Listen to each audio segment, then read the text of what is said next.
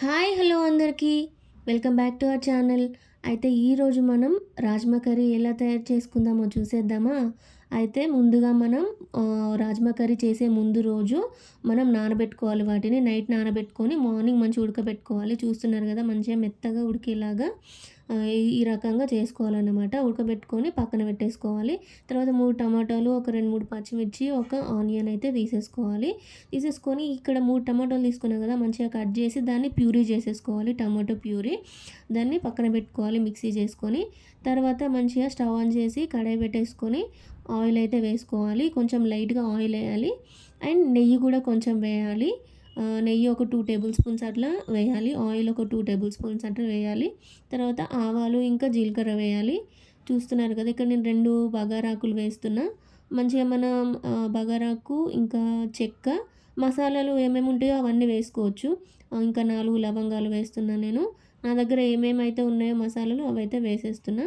And next పచ్చిమిర్చి వేస్తున్నా. తర్వాత ఆనియన్ కూడా మంచిగా చిన్నగా సన్నగా కట్ చేసుకున్న ఆనియన్ ఉంటుంది కదా, అదైతే అందులోకి వేసేసిన. మంచిగా ఆనియన్ ఇంకా పచ్చిమిర్చి అయితే మంచిగా ఫ్రై అవ్వాలి.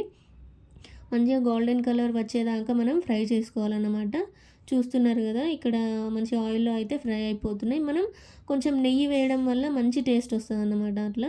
అండ్ సాల్ట్ కూడా వేసిన నేను. మంచి ఆనియన్ మంచిగా ఫ్రై అవుతుందని సాల్ట్ కూడా వేసేసి కొంచెం సేపు మంచిగా మూత పెట్టేసి ఒక 1 or 2 మినిట్స్ అట్నే ఉంచాలి. మంచిగా మనకి ఆనియన్స్ ఫ్రై అయిపోయినాయి అనేటప్పుడు మనం కొంచెం పసుపు అయితే వేసుకోవాలన్నమాట. పసుపు వేసేసుకొని మంచిగా ఓవరాల్గా మంచిగా మిక్స్ చేసేసుకోవాలి.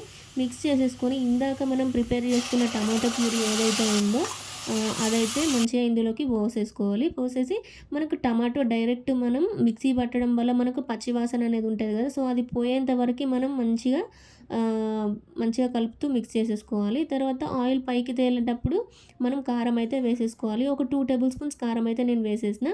తర్వాత మొత్తం మిక్స్ చేసేసి కొంచెం లైట్గా వాటర్ అయితే వేయాలి. ఈ వాటర్ అయితే ఎక్కువ వేయొద్దు, మంచిగా నీరు వచ్చేస్తుంది, అందుకని కొన్ని వాటర్ వేయాలి.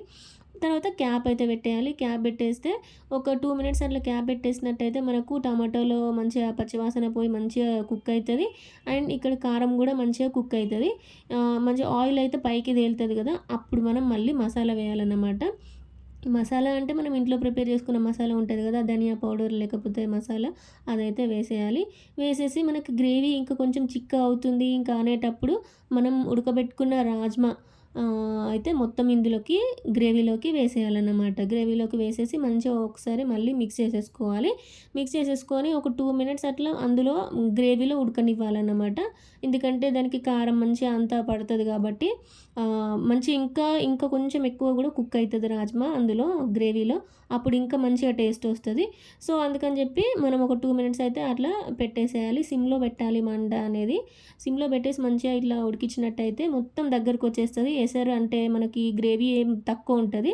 సో టేస్ట్ అయితే బాగుంటుంది కర్రీ. మీకు నచ్చినట్టయితే లైక్ చేయండి.